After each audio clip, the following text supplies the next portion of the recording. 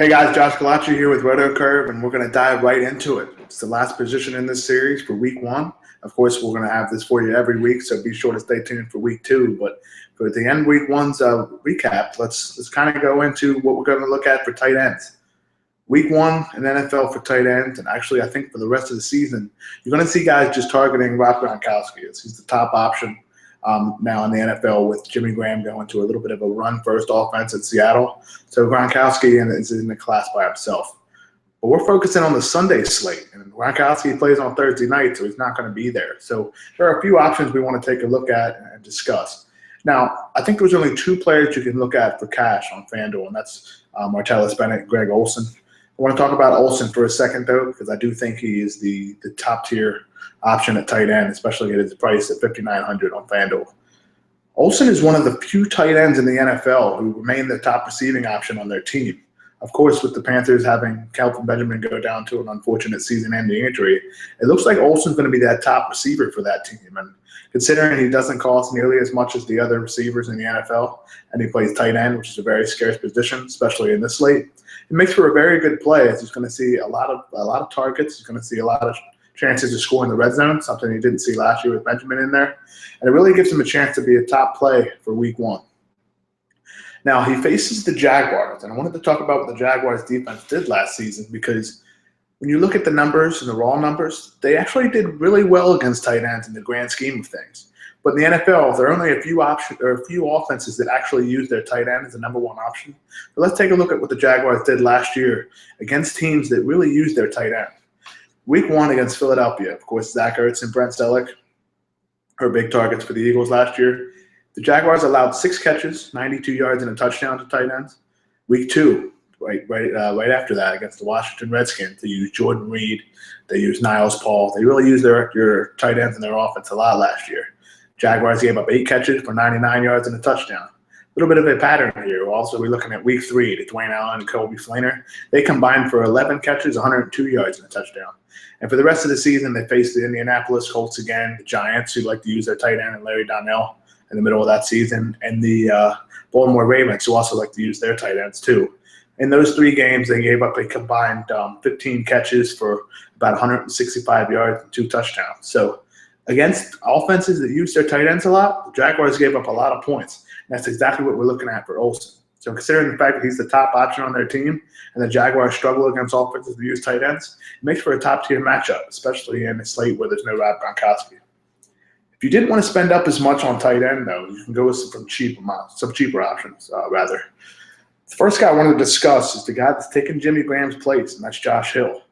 Now, of course, Jimmy Graham is Seattle, which means that the fact is that basically Drew Brees is going to have to find another big red zone option. Of course, it's not going to be Brandon Cooks, because although he's a very good receiver, he's very quick, he's very fast, he's not a big target. And it's proven that usually the taller the players are, the higher chance there is for a touchdown. Just natural when you think about the physics of the end zone.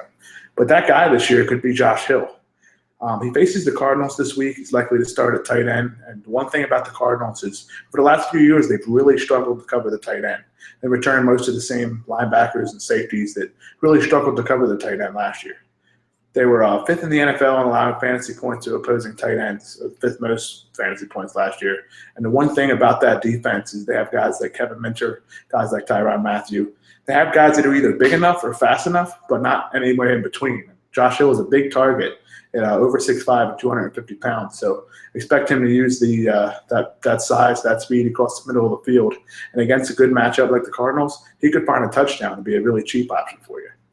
Now, in limited work last year, Josh Hill caught 5 touchdown passes on just 20 targets. He caught 14 of those targets for just under about 200 yards. But the fact is that he caught 5 touchdown passes on just 20 targets, and that's in limited work at the red zone. So it shows you that he has the ability to step in for Jimmy Graham. And as a starter in a pass-happy offense in a good matchup for week one, I think he's going to make for a very good option if you choose to stay away from guys like Greg Olson and Martellus Bennett. The last tight end I wanted to discuss before we got out of here is Richard Rodgers, the Green Bay Packers tight end, at just $4,900 on FanDuel.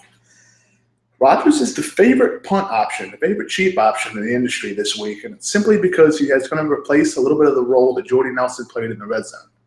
Of course, with Jordy Nelson and Aaron Rodgers, they use that back shoulder touchdown play that they used probably 10 or 15 times last year, ended up working for 7 or 8 times. Really gave Nelson a lot of his touchdowns in the red zone. Now, the one thing is, where they can't do that, they're going to have to look to some other options. Maybe Devontae Adams is that option.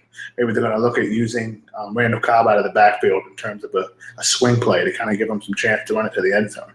But Richard Rodgers could catch a tight end or catch a touchdown as a tight end simply because on the goal line, you've seen it time and time again, some of these teams just forget to cover the tight end, whether it's play action, whether they're focused on a number one receiver.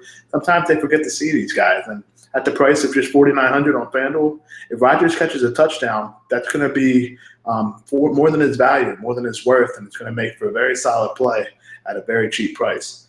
He faces the Bears, who last year gave up the most fantasy points in the NFL to tight end, so it's something to look at. They've returned most of their linebackers with Shea McClellan, guys like the running back or the linebacker from the University of Florida. I can't think of his name right now, but both of those two guys, him and McClellan, it was John Bostic rather. Bostic and McClellan both struggled to cover against tight ends. And a guy like Rodgers, who's very quick, very tall, and has good hands, he can make for a really tough matchup for a team that really can't cover the tight ends well. So it makes for a solid punt option. Of course, he has Aaron Rodgers throwing the ball to him. That wraps up our tight end position for this week. For cash games, we're going to be looking at Martellus Bennett and Greg Olson. Olson's probably my top guy. And in GPP, I do like guys like Josh Hill and Richard Rodgers. So be sure to use this video, the text underneath, which will detail more of the plays and kind of detail more about these specific plays, and all the other videos and tools you can use here at RotoCurve to make Week 1 in NFL a profitable one. Good luck, everybody.